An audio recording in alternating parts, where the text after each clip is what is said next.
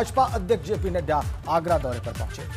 JP Nadda और CM योगी ने hotel ताज विलास में हो रहे भाजपा की ब्रज क्षेत्र की बैठक कार्यक्रम का दीप प्रज्वलित कर प्रारंभ किया और इसके बाद ब्रज क्षेत्र के प्रभारी मंत्री, विधायक और सांसदों के साथ भाजपा अध्यक्ष ने संवाद किया। इस बैठक में 19 जिलों के पदाधिकारी शामिल हुए हैं। जेपी नड्डा ने सबसे पहले पदाधिकारियों से संवाद किया और इसके बाद ब्रज क्षेत्र के जनप्रतिनिधियों के साथ बैठक की।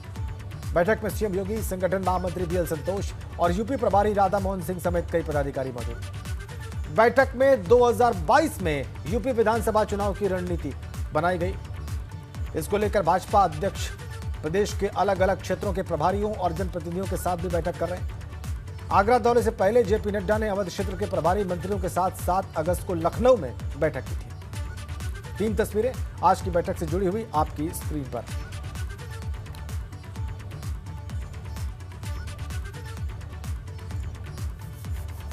तो आगरा में आयोजित ब्रज क्षेत्र की संगठनात्मक बैठक के दौरान भारतीय जनता पार्टी के राष्ट्रीय अध्यक्ष जेपी नड्डा ने बड़ा ऐलान किया है। उन्होंने कहा है कि बीजेपी 2 लाख गांव में 4 लाख हेल्थ वॉलंटियर्स को खड़ा करेगी जो डॉक्टर्स की मदद करेंगे। मित्रों, हम लोगों ने भी तय किया है कि हम भी 2 लाख गांव में हेल्थ वॉलंटियर्स खड़ा करेंगे बीजेपी का।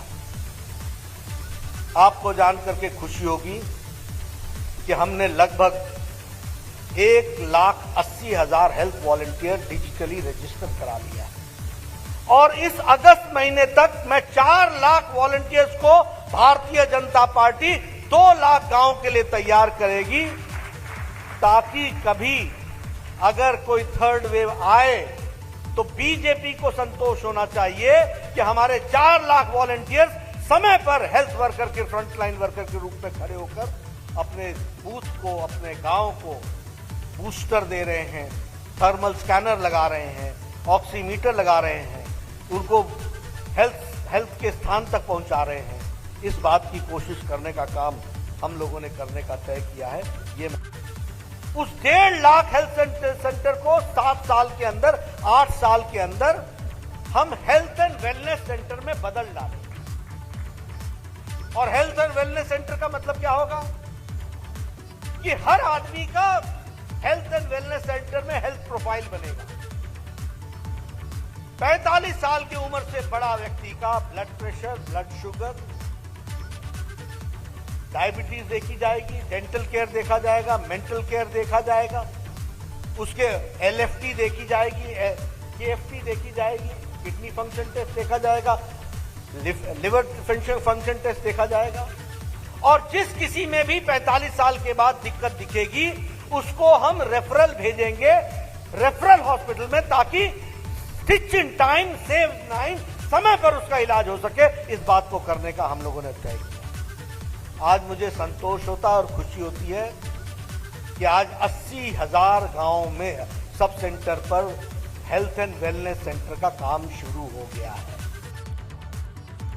खुलकर बोले, विस्तार में बोले आज बीजेपी के राष्ट्रीय अध्यक्ष। और आगरा में डॉक्टर्स और स्वास्थ्य कर्मियों के सम्मान समारोह के दौरान मुख्यमंत्री योगी आदित्यनाथ ने डॉक्टर्स और खासतौर पर स्वास्थ्य कर्मियों की तारीफ करते हुए कहा कि जब कोरोना संकट शुरू हुआ था तो यूपी में स्वास्थ्य व्यवस्था के हालात कुछ और थे, लेकिन बहुत तेजी से उत्तर प्रदेश में हर कमी को पूरा कर दिया गया और आज उत्तर प्रदेश में कोरोना को पूरी तरह से काबू कर लिया गया है। जब कोरोना की आहट हुई, हमसे कहा गया कि कितने ऐसे जनपद हैं जहां पर आपके पास आईसीयू की सुविधा होगी, कितने में नहीं है। तो 75 में से 36 ऐसे जनपद थे जहां पे एक भी आईसीयू का बेड नहीं था। और आज हर एक जनपद में हमारे पास लगभग 100 आईसीयू के बेड्स मौजूद हैं। और अगर मैं L1, L2, L3 की फैसिलिटी की सुविधा की बात करता हूं तो हमारे पास ये संख्या बढ़कर के 2 लाख बेड्स होती हैं। 552 ऑक्सीजन प्लांट वर्तमान में हम उत्तर प्रदेश के अंदर अलग अलग जनपदों में स्थापित करने जा रहे हैं। चाहे वह आगरा हो, हर एक जनपद में ऑक्सीजन प्लांट लग रहे हैं, जिनमें से लगभग 300 ऑक्सीजन प्लांट अब तक हम लोग उत्तर प्रदेश के अंदर स्थापित कर चुके हैं और 252 ऑक्सीजन प्लांट को अगले कुछ दिनों के अंदर हम लोग बनाने की पूरी कार्य योजना बना चुके हैं। उनका सिविल वर्क पूरा हो चुका है।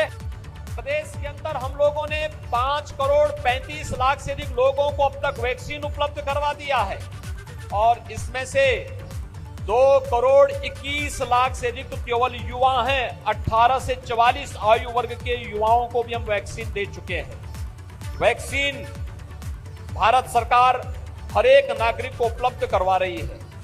वैक्सीन के लिए तमाम प्रकार से गुमराह करने का प्रयास हो रहा है, लेकिन आप सभी हमारे जितने भी हेल्थ वर्कर्स हैं, आपका जो सहयोग और जिस प्रकार से इस महामारी के दौरान भी हेल्थ वर्कर्स ने काम किया है वो अत्यंत अभिनंदनीय रहा है। प्रदेश के तो यूपी में 2022 में होने वाले चुनाव बहुत नजदीक आ गए हैं। इसको लेकर सभी राजनीतिक दलों ने तैयारियां शुरू कर दी हैं। भाजपा जहां पहले से एक्शन मोड में है, वहीं सपा और बसपा भी पूरे दमखम के साथ वोटर्स को रिझाने और अपनी पार्टी के पक्ष में माहौल बनाने की कोशिश कर रहे हैं। इसी क्रम में सपा ने छोटे दलों के साथ गठबंधन की शुरुआत की।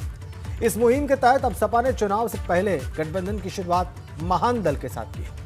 लखनऊ में समाजवादी पार्टी के दफ्तर में महान दल का कार्यक्रम आयोजित हुआ और इस दौरान अखिलेश यादव और महान दल के अध्यक्ष केशव देव मौर्य ने एक दूसरे के साथ मिलकर 2022 के विधानसभा चुनाव को साथ लड़ने की बात कही। अभी तक तो हम 350 बोलते थे सीट, 350 सीटें बोल रहा था मैं, लेकिन जैसे ही हमारा और आपका कार्यक्रम तय हो गया, मैं 350 नहीं और लोगों से बातचीत हो गई, हमने 400 का फासला तय करा था। और मुख्यमंत्री योगी आदित्यनाथ के अखिलेश यादव के पिता मुलायम सिंह यादव को अब्बाजान कहने का मामला सियासी तू मैमे में तब्दील होता नजर आ रहा है। अखिलेश यादव मुलायम सिंह यादव के लिए अब्बाजान शब्द इस्तेमाल किए जाने से खफा है।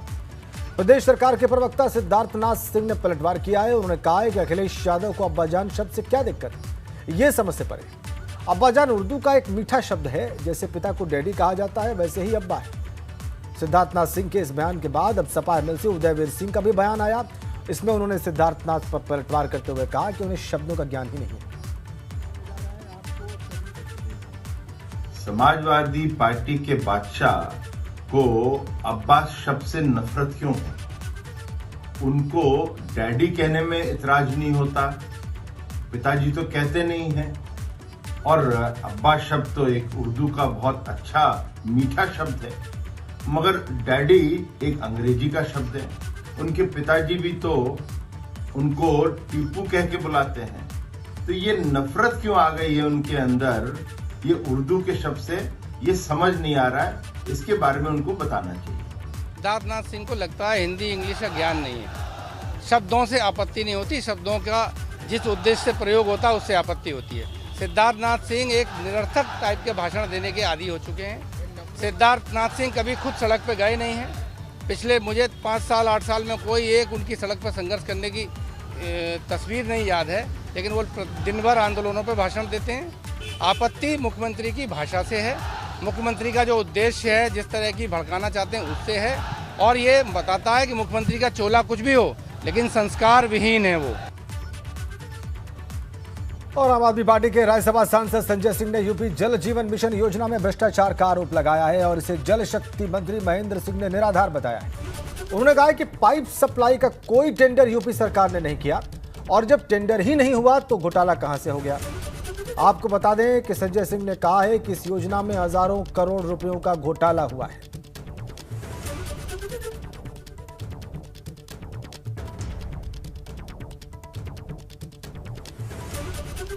आपको मैं एक लाइन कहना चाहता हूं कि आप पूछिए कि क्या किसी सरकार ने पाइप सप्लाई के लिए कोई टेंडर किया है उत्तर प्रदेश में? टेंडर पाइप सप्लाई का उत्तर प्रदेश सरकार ने नहीं किया है। जब नहीं किया तो घोटाला कहाँ पे? भैया पढ़ा।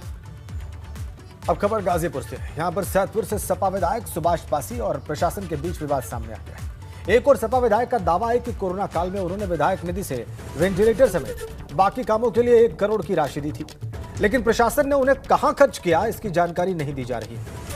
वहीं मुख्य विकास अधिकारी की माने तो सिर्फ 4 लाख रुपए दिए गए थे। जब पहली लहर कोरोना की आई थी तो आप लोगों ने पेपरों में पढ़ा होगा 1 करोड़ रुपया किसी ने देने का काम किया था, तो आपका भाई, आपका बेटा, आपका भतीजा ये सुभाष पासी ने किया था, और ये देने का अधिकार आप लोग लोगों ने दिया था, महमूदपुर के लोगों ने दिया था। आप लोगों ने उस दुर्दिन में बीजेपी की जो सुनामी चल रही थी उसमें यदि आप लोगों ने परचम लहराने का काम किया था तो आप लोगों ने मुझे चुन करके विधानसभा में भेजा था। उसका खामियाजा जब ये कोरोना की लहर आई तो आपके इस विधायक ने 1 करोड़ रुपया दिया था वेंटिलेटर लगाने के लिए कि ताकि मेरा कोई भाई, कोई मेरी बहन, कोई माँ, कोई मेरा बेटा, कोई भतीजा किसी कारणवश यदि बीमारी से ग्रसित है तो कम से कम वेंटिलेटर से उसका इलाज हो सके। विधायक श्री सुभाष पासी जी द्वारा पिछले वर्ष कोविड के लिए दैवीय आपदा कोविड-19 से बचाव हेतु तथा संक्रमण से सुरक्षा हेतु चिकित्सा उपकरण की सुविधा के लिए उन्होंने कार्यदायी संस्था मुख्य चिकित्सा अधिकारी गाजीपुर को 4 लाख रुपए की धनराशि को देने के लिए निर्देश दिया था, जिसके क्रम में वह धनराशि पिछले वर्ष मार्च 30 तारीख को और अप्रैल की 2 तारीख को 2020 में ही स्थानांतरित की जा चुकी है और उनके द्वारा इस संबंध में कार्य कराया जा रहा है। और अब बात उत्तर प्रदेश में लगातार हो रही बारिश के बाद कई जिलों में पैदा हुए बाढ़ के हालात की। हम आपको यूपी के 6 जिलों की तस्वीरें दिखाने जा रहे हैं। ये रही पहली तस्वीर वाराणसी की है। यहां पर गंगा का जलस्तर खतरे के निशान को पार कर चुका है और इससे रिहायशी इलाकों में हालात खराब हो गए। दूसरी तस्वीर गाजीपुर की है। यहां भी गंगा का कहर दिखाई दे रहा है। तीसरी तस्वीर प्रयागराज की है। वहां पर गंगा और यमुना के बढ़ते जलस्तर से हालात खराब। इसके अलावा बांदा, गोंडा और जालौन में भी नदियों का जलस्तर बढ़ने के बाद बाढ़ जैसे हालात पैदा हो गए। 6 तस्वीरें।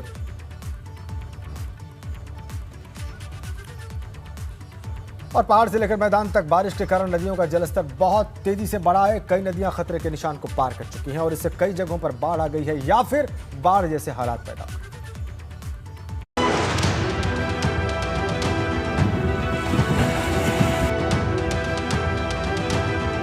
तमाम नदियां उफान पर, कहीं सरयू का कहर, कहीं गंगा और यमुना का कोहराम। जो नदी जहां से गुजरती पीछे तबाही के निशान छोड़ जाती।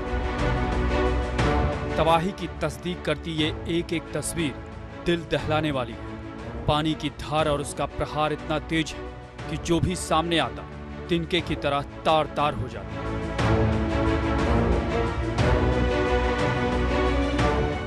जब ईंट पत्थरों से बनी इमारतें उसके आगे नहीं टिकती तो फिर भला मिट्टी की क्या विसा। नदी जिधर से गुजरी सब कुछ अपने आगोश में समाती चली जाती। ये गोंडा में सरयू नदी का कहर है, जहां नदी का कटान इतना तेज कि खेत खलिहान की कौन कहे। पक्के मकान भी पल भर में धराशायी हो जा रहे हैं। अब इसे ही देख लीजिए। कुछ देर पहले तक ये प्राइमरी स्कूल की इमारत थी, लेकिन अब एक पल में ये इतिहास बन गई है। यहाँ ऐसे कितने ही मकान अब तक नदी की चपेट में आ चुके हैं। ये फतेहपुर में यमुना का कोहराम है। यहाँ यमुना किसानों पर कहर बनकर टूट रही है। सैकड़ों बीघे जमीन को वो लील चुकी है और इसकी तस्दीक करती मैनाही गांव की ये तस्वीर जो सोशल मीडिया पर वायरल है। नदी की तेज कटान ने मिट्टी के एक बड़े हिस्से को पल भर में खुद में समा लिया। वहीं लिलौली थाना क्षेत्र के 6 से ज्यादा गांव में यमुना नदी का पानी घुस चुका है, जबकि चंबल नदी भी उफान पर है। यहां पीएसी के तैराक जवानों को तैनात किया गया है। दोनों नदियों में बाढ़ के कारण यहां खेत से लेकर सड़कें सब डूब चुके हैं और लोग इसी में आने जाने को मजबूर हैं।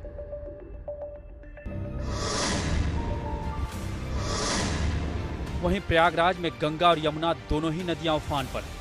खतरे के निशान को पार करने के बाद यहां निचले स्तर में हर तरफ तबाही का आलम है। मकान, मंदिर सब जलमग्न हैं। जिन सड़कों पर गाड़ियां दौड़ती थी अब नाव चल रही है। प्रशासन के साथ एनडीआरएफ और एसडीआरएफ की टीमें भी राहत और बचाव का काम कर रही हैं। एबीपी गंगा की टीम ने भी ग्राउंड जीरो पर हालात का जायजा लिया।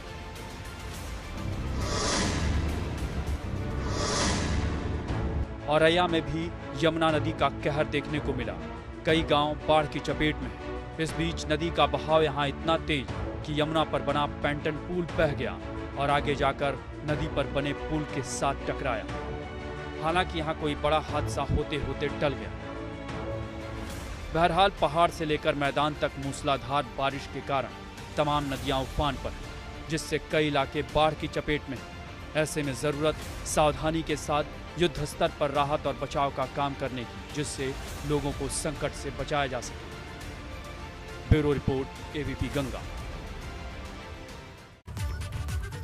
वाराणसी में गंगा खतरे के निशान को पार करने वाली है। गंगा का जलस्तर यहां 2 सेंटीमीटर प्रति घंटे की रफ्तार से बढ़ रहा है। अभी ये 70 मीटर से ज्यादा है, 70.94 मीटर से ऊपर है। इसका डेंजर लेवल 71.37 मीटर है। और बढ़ते जलस्तर को देखते हुए यहां पर एनडीआरएफ और स्थानीय गोताखोरों की टीमें घाटों और निचले इलाकों में तैनात की जा चुकी हैं और बाढ़ चौकियों को अलर्ट करके रखा गया है। वहीं वरुणा नदी भी उफान पर है। वाराणसी के निचले इलाकों में नदी का पानी लोगों के घरों तक जा पहुंचा है और इसके कारण यहां पर लगातार गश्त की जा रही है।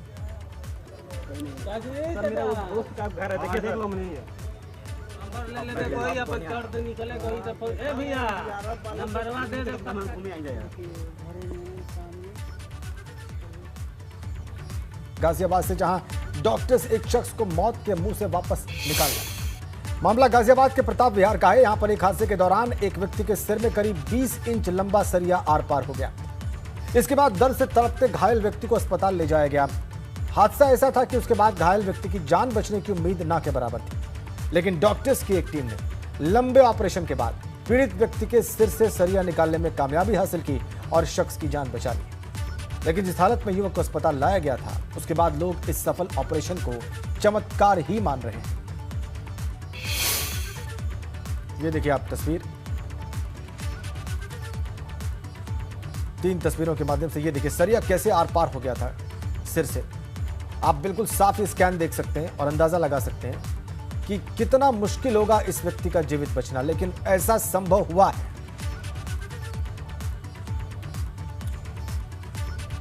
और रविवार का दिन हादसों भरा रहा। कई जिलों से हादसों की तस्वीरें सामने आई हैं। इसमें दर्जन भर से ज्यादा लोगों की मौत हो चुकी है।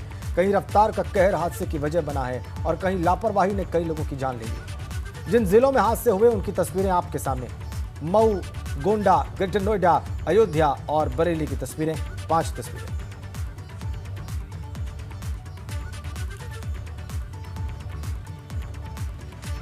मऊ के दोहरीघाट थाना क्षेत्र में छत्तीसगढ़ से आ रहे परिवार की कार बेकाबू होकर खाई में गिर गई। इसमें सवार 7 लोगों में से 5 की मौके पर ही मौत हो गई, जबकि 2 लोग गंभीर रूप से जख्मी हैं।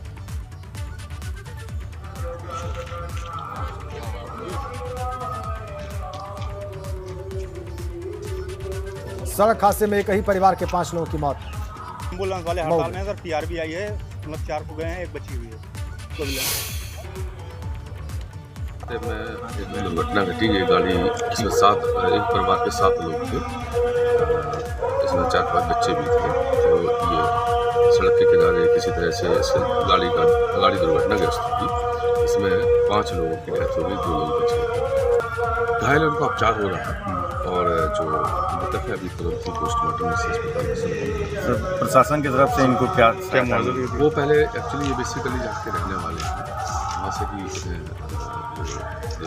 अभी पोस्टमार्टम होगा और जैसा भी निर्देश होगा वैसा किया जाएगा।